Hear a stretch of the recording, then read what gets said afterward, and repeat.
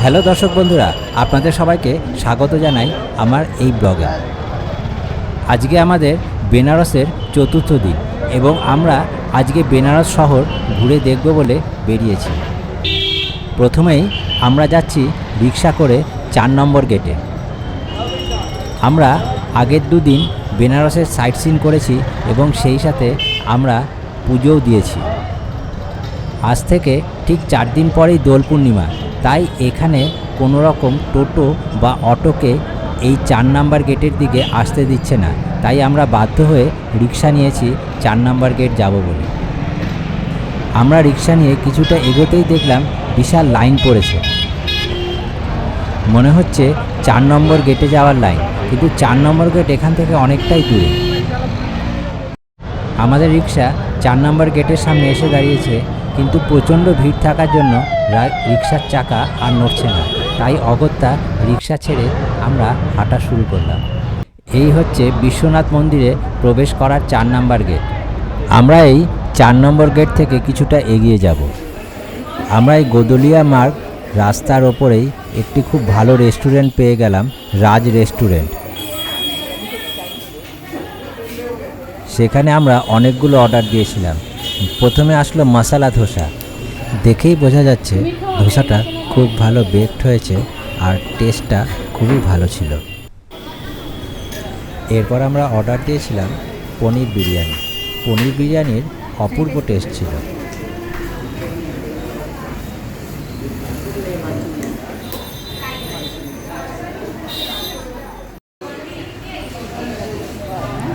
তারপর অর্ডার দিয়েছিলাম লাচ্ছা পরোটা আর কড়াই পনির। সবকটা ডিশেরই টেস্ট অপূর্ব সুন্দর ছিল আর আমরা খুব তৃপ্তি করে খেয়েছিলাম।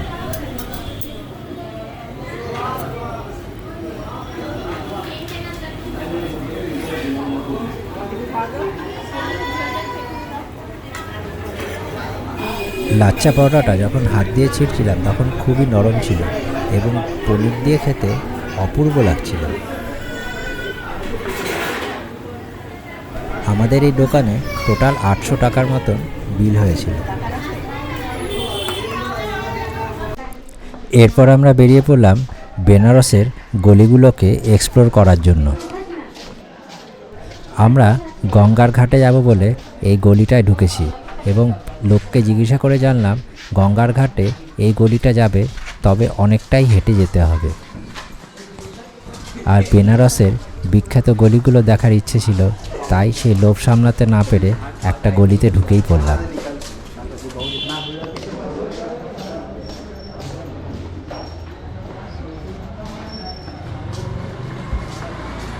এই গলিগুলোতে এখন বাইক চলে, আর আগে শুনেছিলাম এই গলিগুলোতে ষাঁড় থাকত। এই সরু গলিতে ষাঁড় থাকলে যে কতটা অসুবিধের সেটা গলির চেহারা দেখেই আমরা বুঝেছি।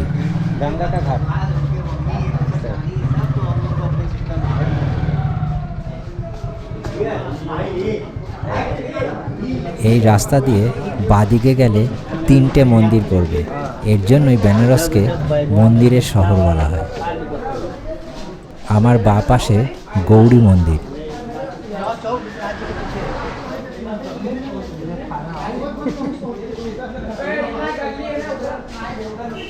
আমরা এই গলি দিয়েই আগাচ্ছি আর আমাদের মনে হচ্ছে সামনে হয়তো গঙ্গার ঘাটে যাওয়ার রাস্তা পাওয়া যাবে।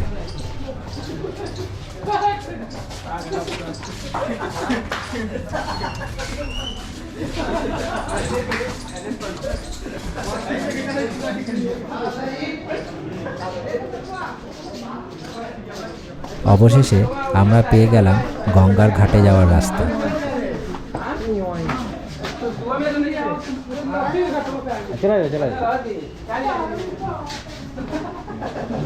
অনেক সিঁড়ি দিয়ে নেমে এই গঙ্গার ঘাটে যেতে হবে।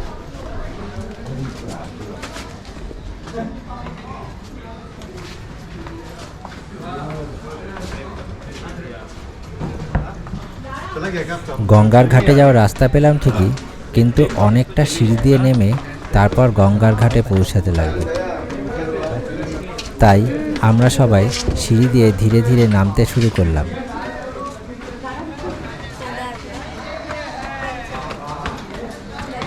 আমরা এখান থেকেই দেখতে পাচ্ছিলাম গঙ্গার ঘাটে দোল খেলা হচ্ছে।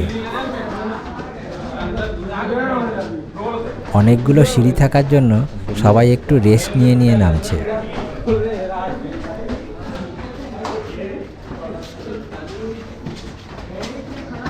গঙ্গার ঘাট থেকে যে ছেলেরা ওপর দিকে উঠে আসছে সবাই দোল খেলে আসছে। অবশেষে আমরা পৌঁছালাম গঙ্গার ঘাটে। গঙ্গার ঘাটের সৌন্দর্য দেখে আমাদের চোখ জুড়িয়ে গেল। দুপুরবেলায় আকাশের হালকা মেঘের ছায়া পড়েছে গঙ্গায়, অপূর্ব লাগছিল দেখতে। গঙ্গার ঘাটে বসে তাই একটু টাইম স্ল্যাপ নিয়ে নিলাম। আপনার সাথে আপনারাও দেখুন সেই টাইম স্ল্যাপ।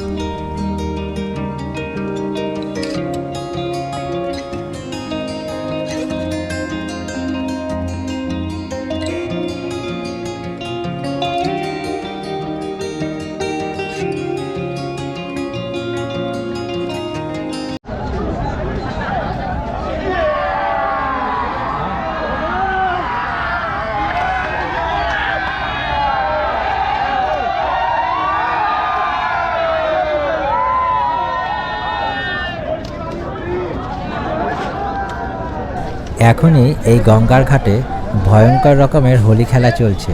তাই এই হোলি খেলা দেখতে দেখতে আমরা এগিয়ে চলছি এখন মণিকর্ণিকা ঘাটের দিকে। আমরা এখন এগিয়ে চলেছি সংকট ঘাটের দিকে।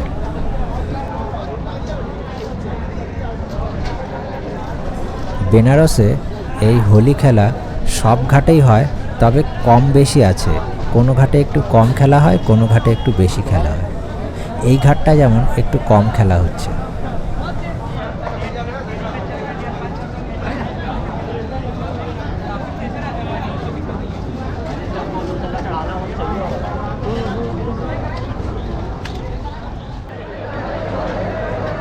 আমরা এখন এসেছি রত্নেশ্বর মহাদেবের মন্দিরের সামনে।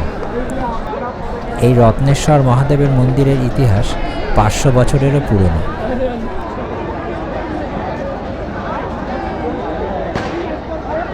এই রত্নেশ্বর মহাদেবের মন্দিরে কোনো রকম পুজো হয় না।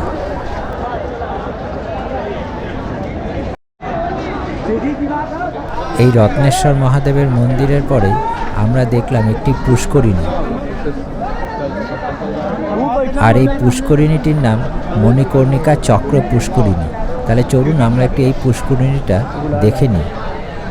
এই পুষ্করিণীটির ঘাট চারদিকটা বাঁধানো এবং মাঝখানে একটি জলাশয় আছে এবং তাতে পুজো হচ্ছে।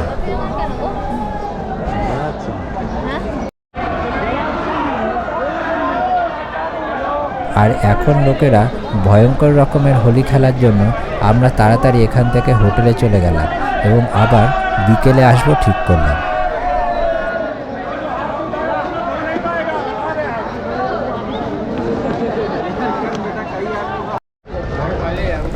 এখন বিকেল 4:30 বাজে আর আমরা এসেছি গঙ্গার ঘাটে কেদারনাথ মন্দির দর্শন করতে।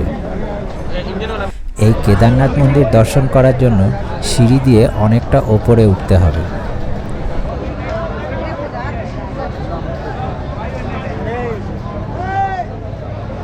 এই খাড়া উঁচু সিঁড়ি দিয়ে আমরা ধীরে ধীরে কেদারনাথ মন্দিরে গেটের সামনে চলে আসলাম।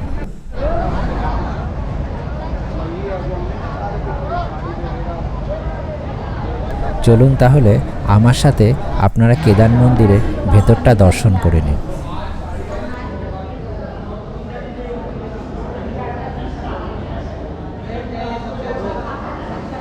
এই মন্দিরের গর্ভগৃহেই শিবলিঙ্গটি রাখা আছে। আর এই শিবলিঙ্গটি দেখতে অনেকটা কেদারনাথ মন্দিরের শিবলিঙ্গের মতন।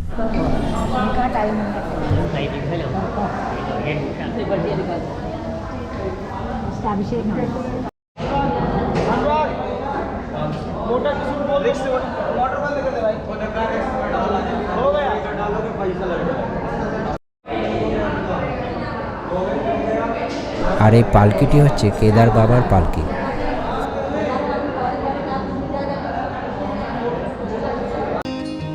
মন্দির থেকে বেরিয়ে এসে দারুণ একটা টাইম স্ল্যাপ নিয়ে নিলাম।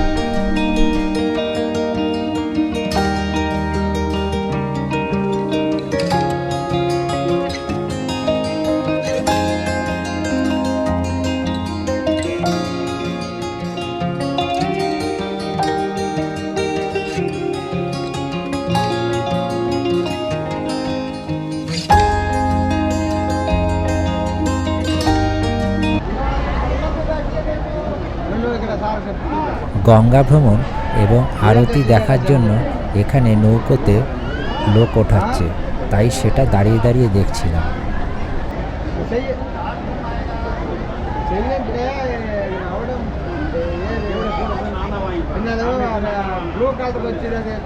కనపడదు కదా అది రావడం లేదు.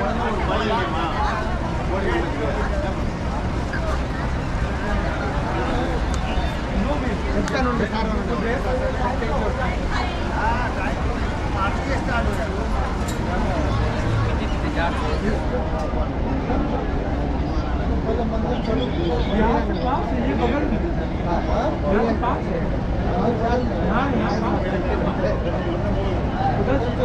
लंबा पड़ेगा।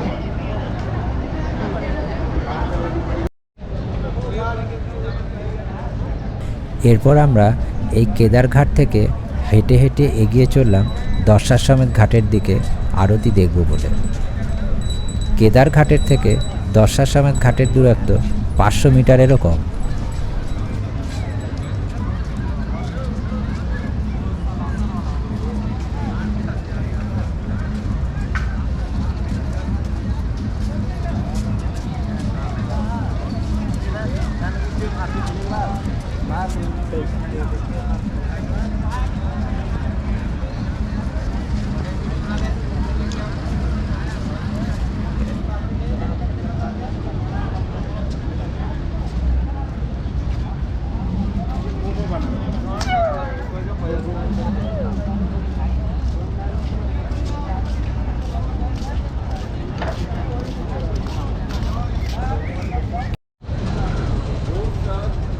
যেতে যেতে রাস্তায় পড়ল রাজাঘাট।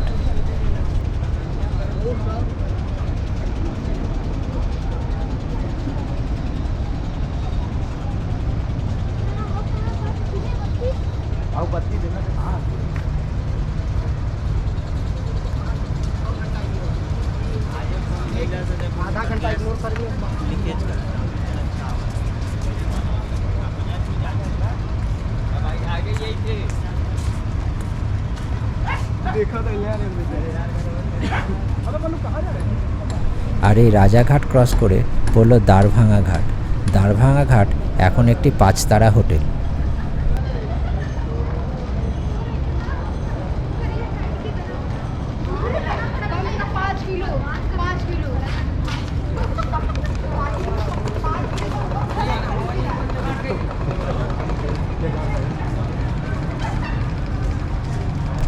আর ওখান থেকে হেঁটে চলে আসলাম দশাশ্বমেধ ঘাটে এবং সেখানে আরতি দেখলাম।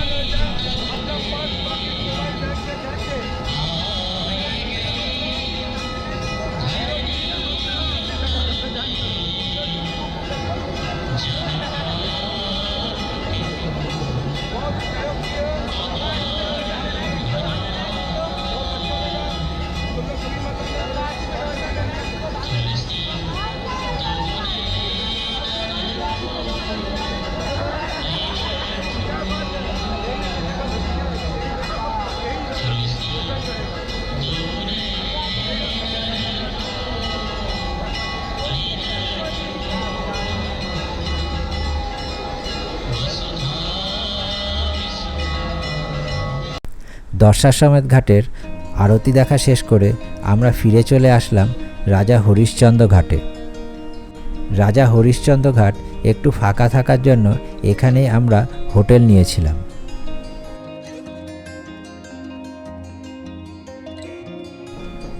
আমার আজকের এই বেনারসের ভ্রমণ ব্লগটি এখানেই শেষ করছি। ফিরে আসছি আরেকটা নতুন ব্লগ নিয়ে। তাই সঙ্গে থাকবেন, সাথে থাকবেন আর দেখতে থাকবেন ঘর থেকে বেরিয়ে।